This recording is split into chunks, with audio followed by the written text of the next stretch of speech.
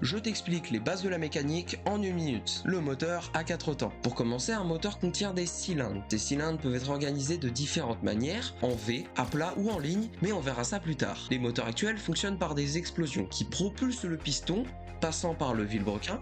Non, pas lui.